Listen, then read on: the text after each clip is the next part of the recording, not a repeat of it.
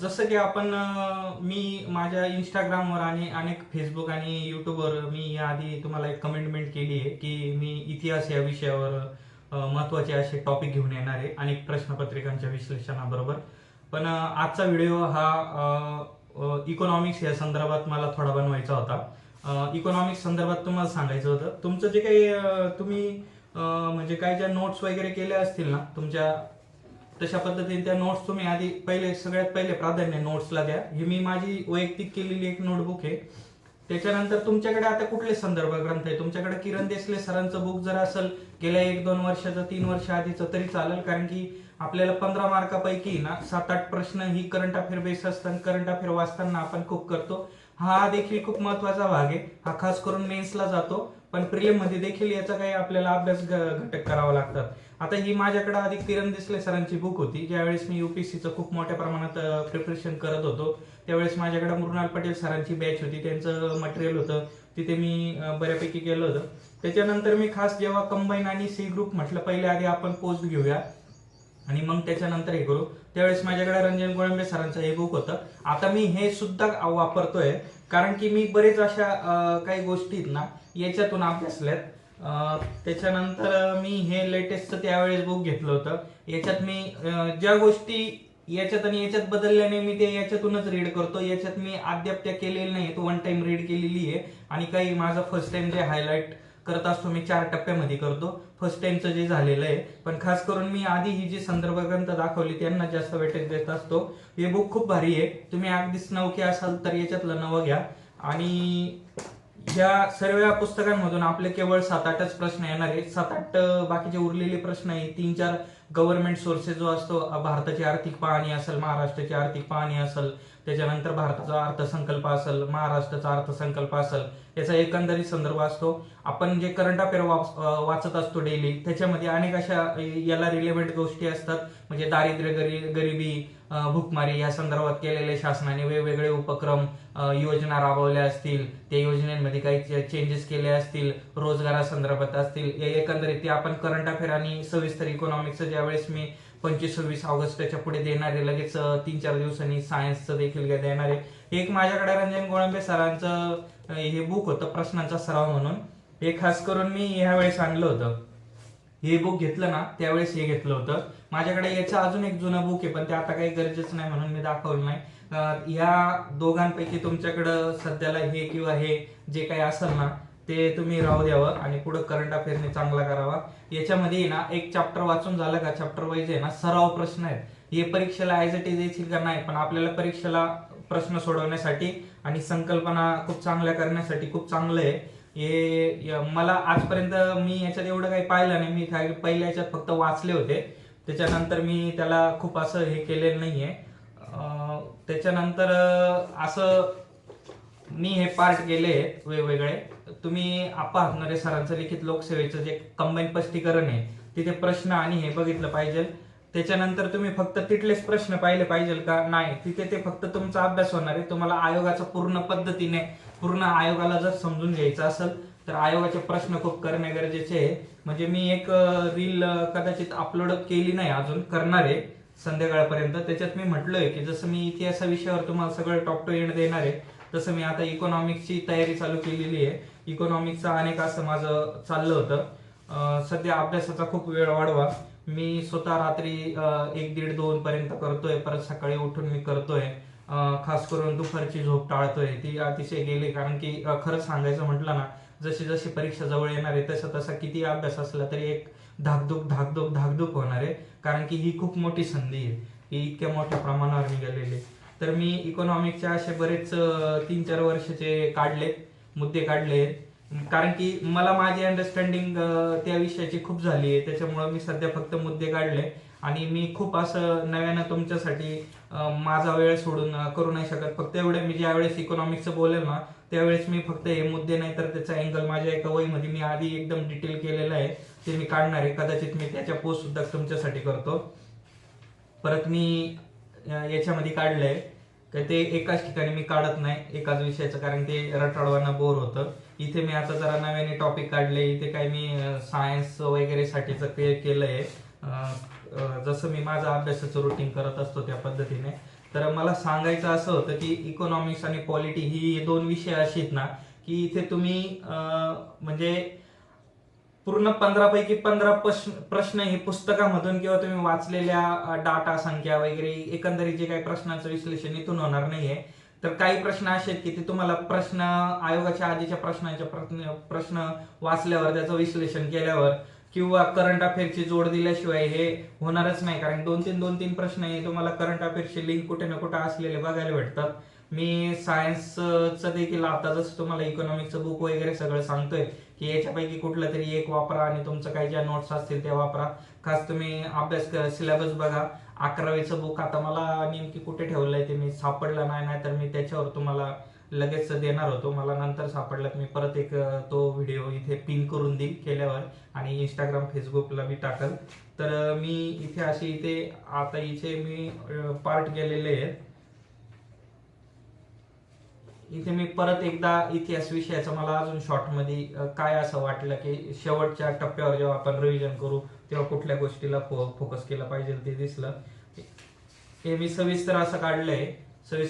मी economics जेव्हा आता परत अभ्यास करतोय तर त्याचं थोडं सविस्तर काढतोय. जसं मी पॉलिटी माझ्या नोट्सवर जसं अधूनमधून मी लेक्चर देणार आहे, टाकणार आहे महत्वाच्या गोष्टी, तसं याचं देखील टाकणार आहे. तर इकॉनॉमिक्स खूप तास आहे.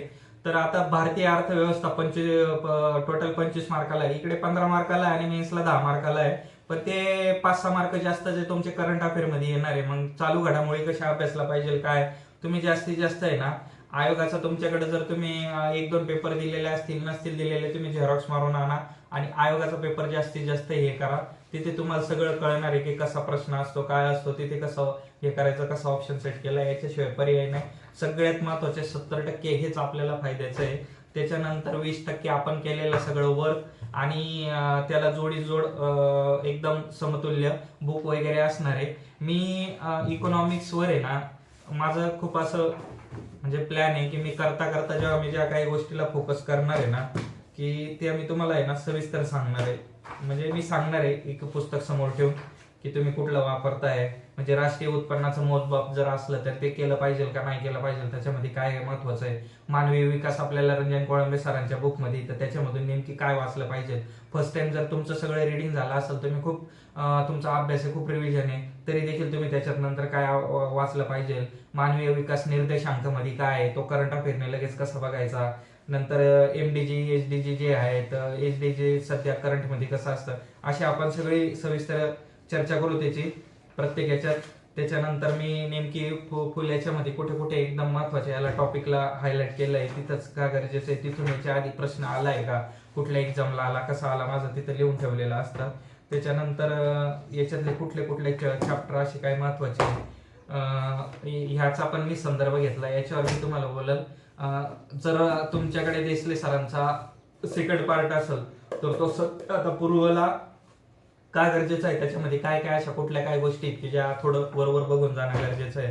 त्याच्यानंतर हे माझ्याकडे थोडं 3-4 वर्ष आधी जुनं आहे कारण की याच्यात मी सिलेक्टिव्ह टॉपिक त्यावेळी केले होते आणि मी परत दुसऱ्या बुकमध्ये तेवढा वेळ घालू नये म्हणून मी त्याच्यात केलं नाही. याच्यात मी खास करून पंचवार्षिक योजना केल्या होत्या. याच्यामध्ये खूप डिटेल पंचवार्षिक योजना दिलेल्या आहेत. त्याच्यानंतर दारिद्र्य बेरोजगारी याच्या संदर्भातले जे हे वेगवेगळ्या समित्या आहेत त्यांची आकडेवारी सूर्य तेंडुलकर असतील, राष्ट्रीय उत्पन्न असेल, बेरोजगारी विकास चलनवाढ, नंतर जे बाकीच्या गोष्टी मी UPSC साठी त्यावेळेस पाहिल्या होत्या. हे बघा हे असं आता मी इथे वाचलंय ना तर याच्यात असं चेंजेस काहीच नाही. कदाचित जर आयोगाने त्याचा काही वेगळा काही प्रश्न वगैरे विचारला तर तो मी बघत असतो. पण याच्यामध्ये जे मी वाचलंय ते मी याच्यातच वाचतोय परत वाचतोय याच्यातच वाचतोय आणि त्याच्यानंतर जे अपडेटचं घेतलं त्याच्यामध्ये नवीन जे काय ते वाचतोय. म्हणजे एकंदरीत मी एवढे सोर्सेस जे घेऊन बसलोय प्रश्नपत्रिकांपासून तर सगळं आणि ही जी प्रश्नपत्रिका तर खरं सांगू का तुम्हाला आता पूर्व पास करण्यासाठी एवढं मटेरियल आहे ना सगळ्या विषयांचं पाहिजे ते सुद्धा खूप अशक्य आहे वाचून होणं. पण मी एका विषयाला एवढं वाचतोय म्हणजे मी प्रत्येक पुस्तकातले 300 किंवा 400 पानं वाचतोय का नाही, कारण की त्याच्यासाठी मी अशा पद्धतीचं खूप बारकाईने वर्क करत असतो. खूप पत्रिकांचं विश्लेषण करतो. कधी काळी मी सुद्धा क्लास केले की मी सुद्धा क्लासेसचं पाहिलं प्रत्येकाचं पाहिलं की कोण कसं प्रश्नांचं विश्लेषण घेतोय, तो मार्केटिंगसाठी करतोय, काय करतोय, किती वर करतोय, काय करतोय ते केलं. त्याच्यानंतर मी एक स्वतःमध्ये स्वतःच्या सुधारणा झाल्या पाहिजे. आपण क्लासमध्ये शिकण्यासाठी गेल्यानंतर तिथून आपण जास्तीत जास्त काय करतोय, कारण की आपण कुठलाही क्लास जर केला ना, तो सगळेच विद्यार्थी आणि सगळेच जण करत असतात, ते सगळे आपल्याला कॉम्पिटेटिव्ह मध्ये कॉम्पिटिटर आहेत. तर मग आपण नवीन असं काय आणलं पाहिजे. तर नेहमी स्वतःचा मेंदू आणि स्वतःच्या काही टेक्निक हे केल्या पाहिजे की जे तुम्हाला, जो एक दोन प्रश्न एखाद्याला खूप हार्ड जाणार आहे तो तुम्हाला नक्कीच तिथे येणार आहे आणि हे होणार आहे. जास्तीत जास्त प्रश्नांचं स्पष्टीकरण आणि ते बघा. आणि त्याच्यानंतर एखादा जर 24चा प्रश्न आहे तिथं स्पष्टीकरण खूप चांगल्या पद्धतीने दिलंय आणि 25ला प्रश्न आलाय आणि त्या स्पष्टीकरणा व्यतिरिक्त अतिरिक्त माहिती त्यावेळेस तुम्ही पुस्तकामध्ये नक्कीच तिथं पुस्तकात जाऊन ते बघितलं पाहिजे. तर मी असे माझ्याकडे अनेक अशा सब्जेक्टचे अशा पद्धतीने सोर्स आहेत. जर तुम्ही एखादं नवं पुस्तक जर घेऊन येत असाल, म्हणजे मला स्पष्टीकरण कंबाईनच्या स्पष्टीकरण बुकचं उदाहरण घेऊन सांगतो. जर तुम्ही तुमच्याकडे 2-3 वर्ष आधीचा असेल आणि तुम्ही आता आणलंच असाल आणि तुम्ही खूप इच्छुक असाल आणलंय, तर काय करा माहितीये का, आधी जे बुक वाचलंय ना तेच वाचा आणि त्याच्यामध्ये ज्या प्रश्नपत्रिका नाही आणि जो अतिरिक्त डाटा नाही तो फक्त नव्यामध्ये वाचा. तशा पद्धतीने चाललात तरच तुमचं ते तेवढं कव्हर होणार आहे. नाहीतर इतकं मोठं बल्की बुक आहे आणि ते परत नव्याने वाचतायत म्हणजे तिथं तुम्ही परत वेळ घालताय, तेवढं ते हायलाईट वगैरे करणं सगळं तुमच्याकडनं एक रिडिंग होईल, 2 रिडिंग होईल, पण जी तुम्ही आधी वाचलंय त्याच गोष्टी परत परत जेवढ्या फास्ट मध्ये वाचणार ना तर तेवढ्या इकडे कदाचित होणार नाही, असं माझं वैयक्तिक मत आहे. कदाचित तुम्ही करू शकतात तेवढं, पण जास्तीत जास्त एक सगळ्याच आपल्याला गोष्टी केल्या पाहिजे. प्रिलिम नंतर मेन्स आहे हे. तर मी आता थोडं थांबवतो कारण की व्हिडिओ मोठा होईल. परत तुम्हालाही इतर अभ्यासाच्या वेळ गेला पाहिजे. ह्या मी खूप अशा म्हणजे UPSCच्या वेळेस किंवा इतर राज्यसेवेचं जेव्हा मी मेन्स ठरवलं त्यावेळेच्या काढलेल्या काही नोट्स आहेत. मी हार्डली तुम्हाला सांगतो, मी ह्या बुकचे तुम्हाला फोटो टाकतो. मी का आधी एकदम माझं हे जेव्हा मी कंबाईन वगैरे कडे वळालो ना त्यावेळेचं कसं प्रश्नांचं विश्लेषण केलं होतं ते टाकून ठेवतो. मी आधी पॉलिटीचं इंस्टाग्रामला हे केलेलं आहे, पोस्ट केलेले आहेत, युट्यूबला मी पोस्ट करतो. आपल्याला ज्या ज्या सोशल मीडियाच्या माध्यमातून जास्तीत जास्त जाता येईल ना गोरगरीब विद्यार्थ्यापर्यंत आपण नक्कीच जाऊ. इथे मी ना खूप असं सविस्तर लिहून घेतलंय, खूप म्हणजे मी इतकी जरी नोट्स रिवाइज केली ना, हीच रिवाइज करत असतो आणि इथून वर नजर मारत असतो, तरी माझे प्रिलिमचे प्रश्न बऱ्यापैकी येत असतात. पण आता ती बऱ्यापैकी गोष्ट राहिलेली नाहीये. जास्तीत जास्त किती अॅक्युरेसी चांगली घेता येईल आणि किती हे करता येईल, तर खूप त्याचा आपल्याला फायदा होईल. आपण शुअर मेन्स मध्ये जाऊ शकतो. तर चला नक्कीच हा व्हिडिओ मी अपलोड करतो. याची हिंट तुम्हाला थोडी इंस्टाग्रामवर बी देतो की जेणेकरून तुम्हाला कळेल की युट्यूबला अवेलेबल व्हिडिओ झालेला आहे. आणि उद्या मी अशाच पद्धतीने इतक्याच वेळाचा तुम्हाला पहिले आहे ना इतिहासाची आपण सुरुवात कशी करतो इथे मी तुम्हाला सांगतो.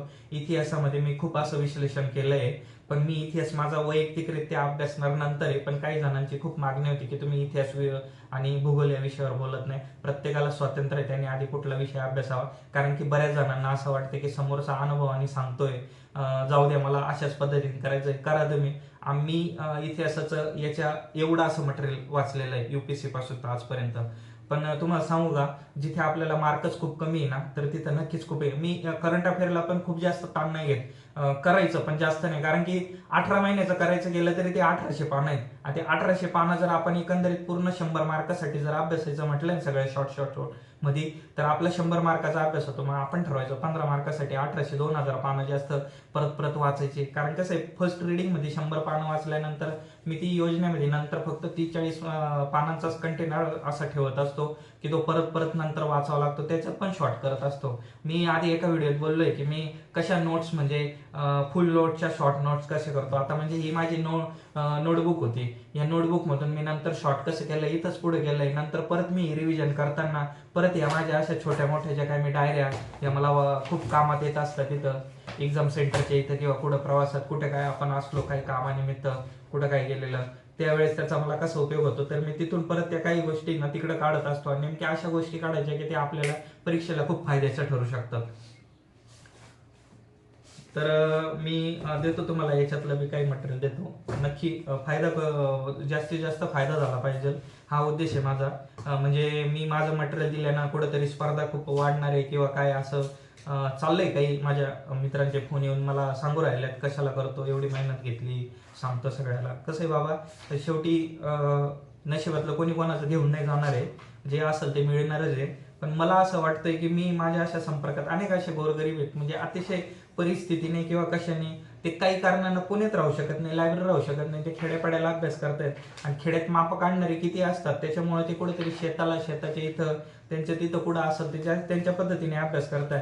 तसे काही संपर्कातले, तसे अनेक न संपर्कातले देखील आहेत. मग त्यांच्यापर्यंत कुठं ना कुठं मी सोशल मीडियाने जरी गेलो आणि त्यांना जरी कळालं की एक तयारी करणारा जो एक ऍस्पिरंट आहे किंवा जो कॅन्डिडेट आहे, तो कशा पद्धतीने तयारी करतोय, कशा विश्लेषण करतोय, कसं काय करतोय, मग मी काय केलं पाहिजे, म्हणजे जे क्लास लावून त्याचं टार्गेट खूप सोपं होणार आहे किंवा त्याला काही गोष्टी कळणार आहे. अफकोर्स असे काही क्लास आहेत की त्याच्यातून कळतं आणि काय आहेत की ते किती कळतं आता त्यांनाच माहिती. पण फायदा झाला पाहिजे, आणि त्यांना जर फायदा झाला आणि त्यांना जर त्यांची अभ्यासाची योग्य दिशा भेटली ना, तर मला असं वाटेल की मी आतापर्यंतची जी काही जर्नी याच्यात खूप लॉंग बिलॉंग केलेली UPSC पासून तर आता कंबाईन ग्रुप 3 पर्यंतचे जे काही टप्प्यावर वेगवेगळ्या तयाऱ्या केल्या, मी अनेक अशा परीक्षा सुद्धा केल्या, त्याचं नेचर वगैरे बघितलं, काही परीक्षा जाऊन बसलेलो आहे विदाऊट अभ्यासावर, तरी कळतं की आपण इकडे किती अभ्यास केलेला होता आणि त्याचा तिकडे किती फायदा होतो. तर चला, माझं खूप लवकर प्लॅनिंग आहे की मी जसं बोललो इतिहासावर तुमच्यासाठी मी सगळी चर्चा करून घेणार आहे 3-4 दिवसात जी असेल ती. आणि ज्यावेळेस मी स्वतः तो रिव्हिजनला घेणार, कारण की माझा याच्या आधी मी बऱ्याच वेळा तो वाचलंय तेच वाचणार आहे. तुम्ही पण आधी जे केलंय तेच जास्तीत जास्त करा, आणि नसेल केलेलं तर खूप मोजकं करा. नंतर जेव्हा आपल्याला खरोखर मुख्यची संधी येईल ना, तेव्हा बऱ्याच गोष्टी होतील. जर मुख्यची संधी नाही आली तर काय करतात त्याचं, परत पुढच्या वेळेस पुढचं कोणी पाहिलं की ती ऍड येते, काय येते, ऑनलाईन जाते, काय जाते, नाही का. आपण कुठल्याही पद्धतीची हे नाही बोलू शकत आता त्याच्यावर चर्चा. त्याच्यामुळं मला एक वाटतं की मी 3-4 पार्ट जे आहेत ना, कारण की खूप मोठं घेतलं तर तो म्हणजे मला माझा वेळ, माझ्या सगळ्या गोष्टी असतात.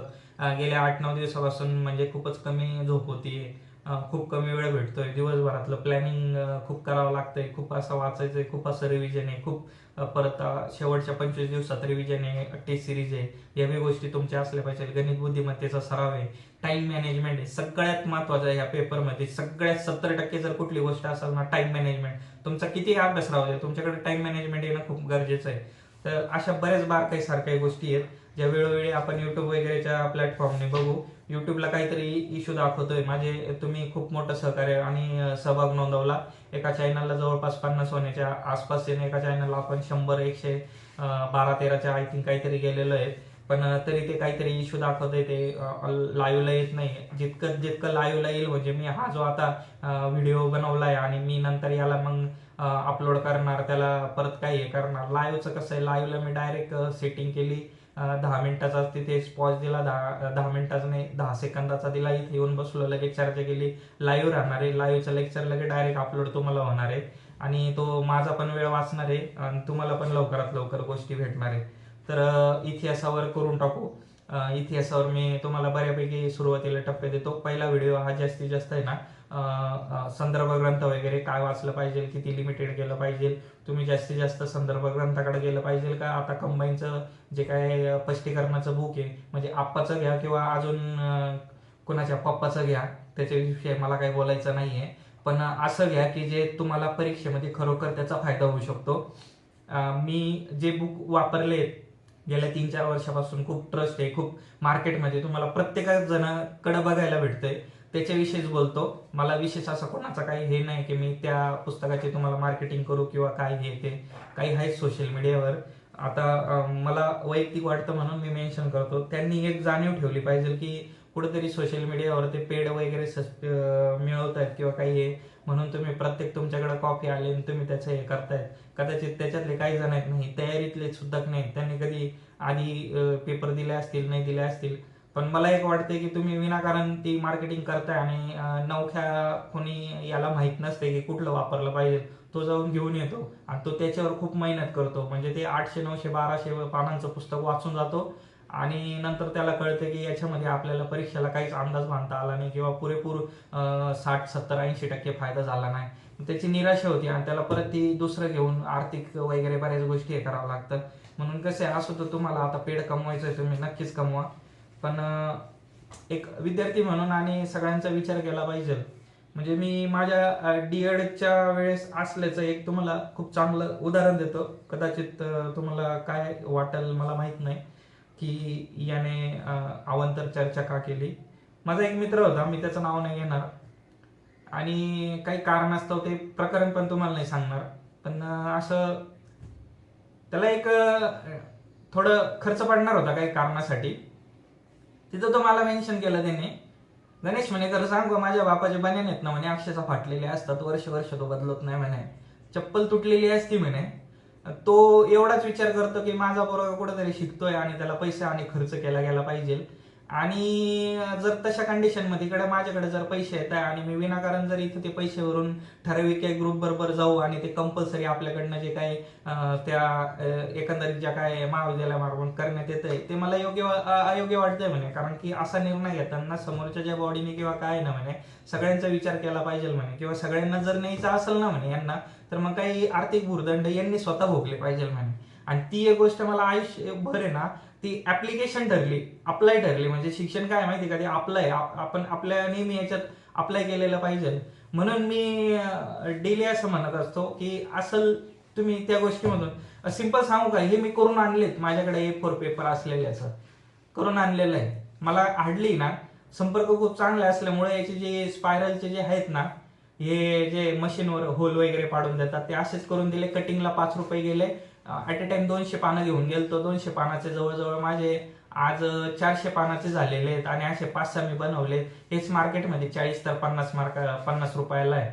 मग म्हणजे इथून आपण ठरवायचं की कसं असतं, कारण की कुठलाही देश घ्या किंवा कुठलंही घर घ्या, हे आर्थिक बॅलन्सवर चालत असतं की तुमच्याकडे उत्पन्न किती, त्यापेक्षा तुम्ही किती चांगल्या पद्धतीने वापरताय त्याचं एक. म्हणून मला तुम्हाला सांगायचं आहे की तुम्ही म्हणजे बुक वगैरे जे आहे ना, गरजेचं असलं तर नक्की घ्या, पण विनाकारण आपण आधी 2 वर्ष एखादा बुक वाचलंय आणि परत आपण ते घेतोय आणि परत स्वतःला लोड करून घेतोय की मग आपण अभ्यास करतो, तिथं खूप मोठे ढीग दिसतात, एखाद्या बघणाऱ्याला वाटतं अरे किती अभ्यास असेल, तुला बर्डन किती येतंय त्याचं, अरे हाय तेच करणं खूप आहे. पोस्ट घेतलेल्या कॅन्डिडेटचा सुद्धा पूर्ण अभ्यास त्याला मनाला कधी समाधान वाटलेलं नसतं की रिव्हिजन झाले आहेत म्हणून. माझं प्रत्येक विषयाचं मी बऱ्यापैकी कसलंय, आता जस्ट 4-5 महिने आधी एक्झाम दिली होती तेव्हा रिव्हिजन आहे, त्याच्या आधी दिली होती तेव्हा रिव्हिजन आहे, तरी मला हे वाटतंय की तिथे एक्झाम हॉलमध्ये काय होईल. इंग्लिश आहे, इंग्लिशचं नाही म्हटलं तरी तुम्हाला महेश पाटील सरांचं ते 300 पानाचं, त्याच्यानंतर 0 एरर झालं, परत कायजन झालं, परत प्रश्नपत्रिका विश्लेषण झालं, तुमची नोट झाली, परत जर तुम्ही काही क्लास वगैरे करत असाल त्याचे लेक्चर झालं, तेच करायला 5-6 महिने कमी. परत मराठी झालं, मराठीचा एवढा आपा हातणारे सरांनी काढलेला आहे. दोघांपैकी तुम्ही कोणतंही घ्या, एक तर तिकडे उदय सावंत सरांचं घ्या जे शाश्वतला शिकवतात महेश पाटील सरांच्या इथे, ते घ्या किंवा हे घ्या. त्या विषयावर आपण नेमके मराठीचे विषय बोलू. मला सांगायचंच असं आहे की खूप काही विचार करावा लागतो, किती पानं आहेत आणि किती मार्क भेटणार आहेत यानुसार चला भेटूया नक्कीच पुढच्या व्हिडिओत. उद्या पण मी तुम्हाला म्हटल्याप्रमाणे याचा देतो. मला ज्यावेळेस माझं रिव्हिजन काय करत असलो मी लगेच कॅमेरा पुढे ठेवतो, थोडी चर्चा करून घेतो, त्याचा मला पण थोडाफार फायदा होईल. माझ्या त्या सबस्क्रॉब मेमरीमध्ये म्हणजे राहील त्यावेळेस मला त्याचा काही फायदा, म्हणजे सबस्क्रॉब मेमरी जी म्हणतो आपण, म्हणजे अचानक तिथं परीक्षेमध्ये काय आठवतं तिथे त्या मला लक्षात येऊ शकतं किंवा काय, आणि तुम्हालाही फायदा होऊ शकतो की कुठला एरिया आहे, काय महत्त्वाचं आहे, आणि नोट्स काढताना नेमकी मिनी कुठल्या गोष्टी फोकस केलेल्या आहेत, काय काय नोट्समध्ये घेतलेलं आहे, त्याचा फायदा होईल.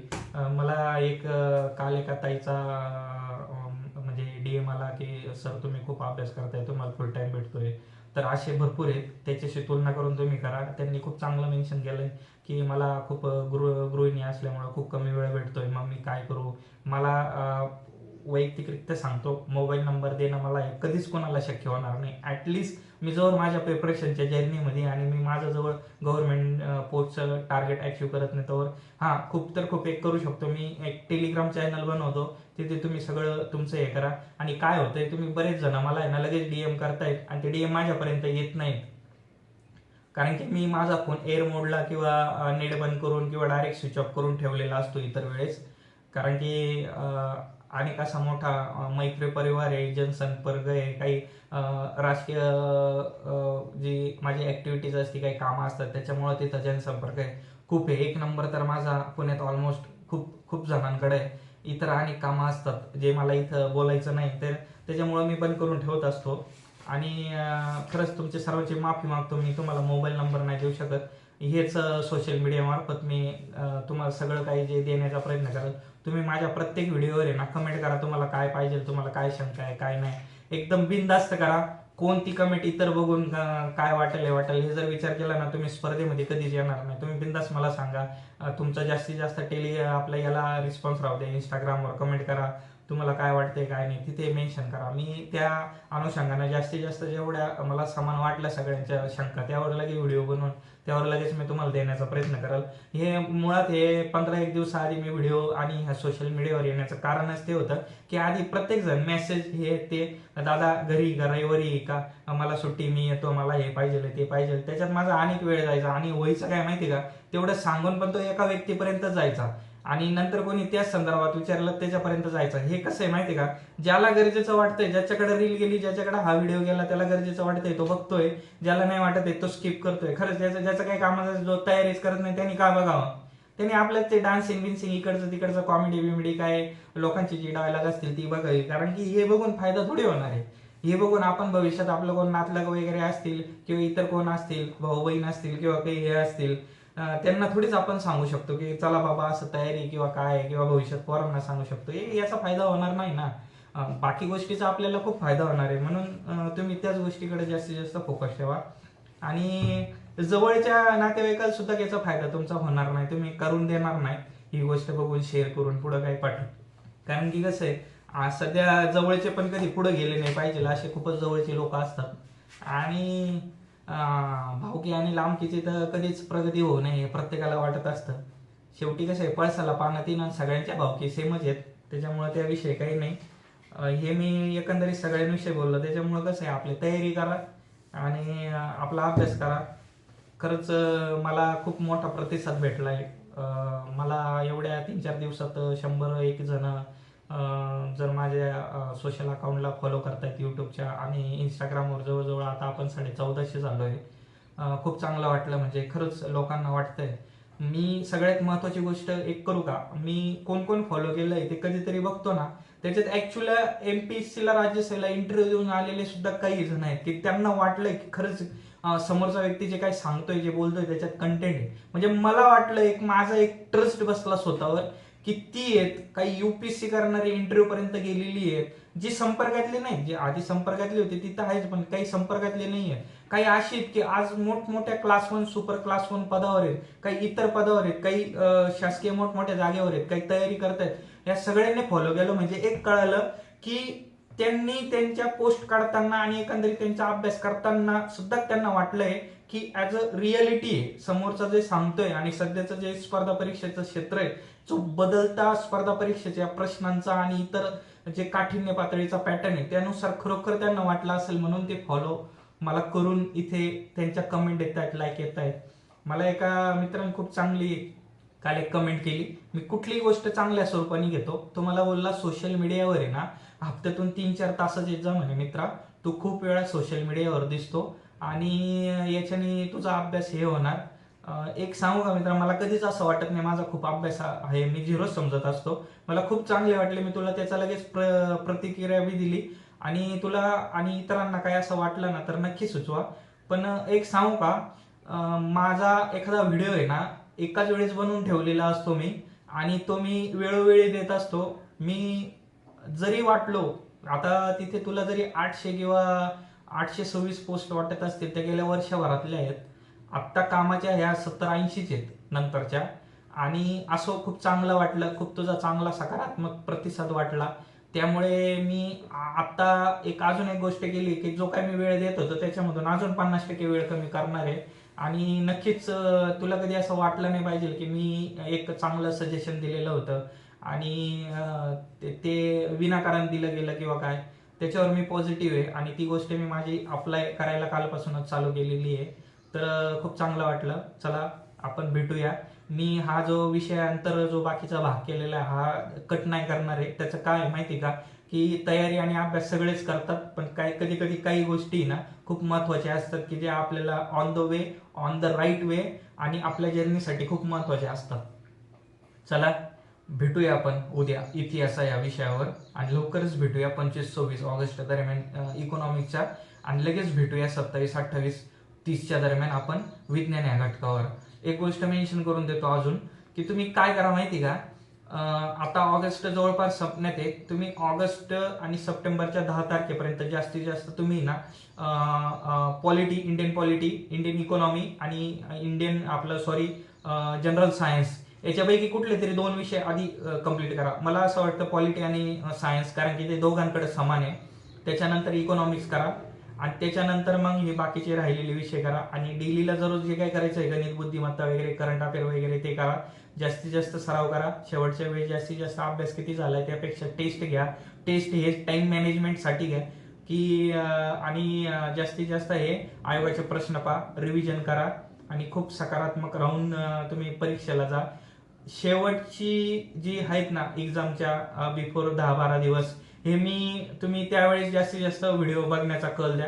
कारण की मी तुम्हाला आहे ना एकदम डिमोटिवेट होऊ देणार नाहीये. एकदम म्हणजे मी प्रत्येक पेपरमध्ये कसं काय आहे, माझं कसं असतंय, एकंदरीत एवढी मोठी जर्नी, इतके फेलियर्स आहेत, तरी सुद्धा मी कसं टिकून आहे, कसं मी स्वतःला हे करत असतो, कसं स्वतःला सेल्फ मोटिवेट करत असतो, आणि काय शेवटच्या क्षणाला कुठं काय महत्वाचं आहे, हा टॉपिक काय, हा स्किप करा, तो स्किप करा, असं मी लगेच आहे ना, लगेच तिथपर्यंत आपण लाईव्हला येऊन जाऊ, लगेच येणार आहे. तिथं नाही झालं फेसबुकला लाईव्ह घेऊ, इकडे इन्स्टाला घेऊ, पण लवकरात लवकर येणार आहे. त्यावेळेस मी तुम्हाला आहे ना कुठे बी असा भरकुटून देणार. हा जो आपला परिवार आहे ना आता 1,500चा झालेला, हा एकदम धरून ठेवणार आहे. आणि मला वाटतं की या 5-6 हजार जागेमध्ये ना जास्तीत जास्त आपलेच कॅन्डिडेट आले पाहिजे, आपणच प्रवास सगळ्यात पुढे असले पाहिजे. याचे आतूनच 100% प्रयत्न करणार आहे. खूप चाललंय. म्हणजे मी माझी तयारी जर करायचं म्हटलं ना, तर मला अतिरिक्त जे काही 2-3 तासाचं जागरण होतंय, किंवा सकाळी अतिशय 2-3 तासाची झोप कमी करून जे उठावं लागतंय, म्हणजे मी रात्री 1:30ला झोपलोय, आणि लगेच सकाळी माझी 5ची बेल वाजल्यानंतर मी ती बेल बंद केली, झोपलो. म्हटलं थोडं परत दुपारी इश्यू होईल, परत आजारी अशा काळात बाहेरचं वातावरण कसं आहे त्याच्यामुळं आजारी पडलं तर सगळं जातं. आधीच खूप मोठा मेडिकल इश्यू मधून बाहेर आलोय, ते बाहेर येत नव्हतं, तेवढ्यात पायाचं झालेलं ठराविक काही समोरच्या गाडीवाल्याच्या मूर्खपणामुळे लागलेल्या पायाला गोष्ट, जी महिन्याभरापासून त्रास देते. थोडं काल रात्रीपासून थोडं सर्दी वगैरे जाणवतंय, म्हणून एक वाटतंय की आधी झोप करून घ्यावा. मग मी 5:30-5ला न उठता मी थोडं 6-6:45 पर्यंत येतो. 6ला उठल्यापासून आधी मी मग सकाळी एकदम जर झोप नसली आणि उठलो ना, त्यावेळेस काही गोष्टी होत नाही. मग त्यावेळेस मला माहिती आहे की कुठल्या अशा गोष्टी घेऊन बसायच्या की ते तेवढा टाइम युटिलाइज झाला पाहिजे. आणि तरी तसंच तुम्ही हे करा. वैयक्तिक मी माझा अभ्यास करायचं जर म्हटलो तर मला एवढा वेळ द्यायची गरज नाही आहे. पण ते आता नव्यानं नवी जबाबदारी तुमची येऊन बसली, त्याच्यामुळे मी जास्तीत जास्त वेळ आहे ना हा काढत असतो, आणि त्याच्यानुसार मी इतर वर्क करत असतो. मी माझी एकदा पॉलिटीची रिव्हिजन करताना हे काही ना 2-3 पानाचे एकदम शॉर्टमध्ये टॉपिक काढले होते. मला वाटतं जर माझा मूड झाला ना आज उद्यामध्ये, तर मी नक्कीच हे आहे ना समोर घेऊन आपण परत एक 10-15-20 मिनिटाचं लेक्चर करून टाकू. म्हणजे तुम्ही जर लक्ष्मीकांत किंवा रंजन कोळंबे सरांचं बुक जर वाचत असाल, तुमच्या काही नोट्स वाचत असाल, किंवा तुम्ही प्रश्न ॲटलिस्ट मी परत तुम्हाला सांगतो, तुम्ही आयोगाचे आहे ना 2020-21 पासूनचे तर लेटेस्टचा जो पेपर झालाय तिथपर्यंत तुम्ही ग्रुप बी आणि ग्रुप सीचे दोघांचे प्रिलिमचे पेपर पहा. मेन्सचे जरी पाहिलं तरी चालतील, ॲटलिस्ट वाचून घ्या. त्याच्यामध्ये मेन काय वाटतं म्हणजे फंडामेंटल राईट आउट कसा प्रश्न विचारलाय, ते मागचं स्वरूप ते नंतर आहे, तो खूप पुढचा भाग आहे. आधी फंडामेंटल राईट तेवढा टॉपिक तर लिहा. मी पहिले आधी जे केलंय ना, माझं जे काही दिलंय ना, किंवा आता इकॉनॉमिक्सचं देणार त्याच्यात तेच केलंय. आर्थिक समावेशन, वित्तीय समावेशन किंवा फायनान्शियल इन्क्लुजन आपण ज्याला जे म्हणतो, की जनधन योजना जी आली होती ती त्याला रिलेटेड होती. मी असे टॉपिक लिहित गेलो, त्याच्याने कळते की काय महत्वाचं आहे. आपल्याला वाचताना नेहमी आपण त्या रुटीनमध्ये राहतो की हे महत्वाचं आहे, ते महत्वाचं आहे, बँकिंग काय आहे, नंतर शेड्यूल आणि नॉन शेड्यूल बँका काय आहेत, नंतर बँकिंगचं नियमन कायदा कुठला आहे, 1935चा आहे का, नंतर बँकिंग कायदे काय आहेत, आरबीआयचा कायदा काय, अशा गोष्टी तरी लिहा, वाचा. एकदा वाचा, दोनदा वाचा. आता नेमकी खाली ठेवले गेले ढिगाऱ्यात. तुम्हाला सांगतो हा प्रश्न काय, हे प्रश्नपत्रिका काय मी आजच विश्लेषण केलंय का, एवढं वर्क आजच केलंय नाही. मी वाटलंच तुम्हाला याचे फोटो टाकतो, तुम्हाला कळेल. कधी लाल पेनाने लिहिलंय, परत दुसऱ्या तिसऱ्या वेळेस परत वाचायला गेलो, परत काळा निळा हे, परत काही सुचलं, परत नवीन केलेलं आहे, काय हायलाइट केलेलं आहे, काय हायलाइट केलेलं आहे. आणि इकडे संदर्भ ग्रंथ जास्त वाचण्यापेक्षा हेच असतो, आणि हे वाचून वाचून नंतर आम्हाला याच्यात कळतं की 400 पानांमध्ये खरोखर 100-150 पानांचं काय महत्वाचं आहे आणि बाकीचं काय महत्वाचं नाही ते. चलो, खूप मोठा व्हिडिओ झाला आहे. तुम्ही हा जास्तीत जास्त कधी बघा माहिती का, ज्यावेळेस खूप जेवण झाल्यावर दुपारच्या वेळेस डुलकी येते ना, तेव्हा हा व्हिडिओ बघा. म्हणजे डुलकी पण येणार नाही आणि तुमचा विनाकारण वेळ पण जाणार नाही आणि हा व्हिडिओ पण तुमचा बघून होईल. आणि किंवा इतर वेळेस तुम्ही रात्री झोपण्याच्या वेळेस याच्या त्याच्या वेळेस म्हणजे जर पाहिलं आणि तुम्हाला काही गोष्टी जर वाटल्या ना, तर तुम्ही एकदम सकारात्मक राहा, एकदम मोटिवेट होऊन जाणार आणि दुसऱ्या दिवशी तुम्ही ठरवणार की आपल्याला अशा पद्धतीने अभ्यास करायचा आहे आणि जास्तीत जास्त करायचं आहे. खूप मोठी स्पर्धा आहे. म्हणजे गेल्या 7-8 वर्षापासून स्पर्धा परीक्षेत असताना एक कळालंय की आधी खूप लिमिटेड सोर्सेस होते. आता खूप तुमच्यापर्यंत माहिती येतात सोशल मीडिया मार्फत, अनेक अनेक अनेक साधनांमार्फत. आणि वाढलेली बेरोजगारी जी आहे ना तरुणांमध्ये, त्यामुळं इतकी कॉम्पिटिशन झाली आहे ना की काय सांगावं. एक काळ असा होता की पोलीस भरतीकडं कोणी जायचं नाही. आता एक काळ असा आहे की पोलीस भरतीमध्ये एकदम खूप चांगले चांगले अकॅडमिक आणि चांगलं शिक्षण घेऊन वेगळं क्षेत्र असून सुद्धा ते इकडे उतरलेत. प्रत्येकाला अधिकार आहे माझा उतरावं, मला तर नक्की वाटतं. प्रत्येकाला प्रत्येक बनण्याचं आहे.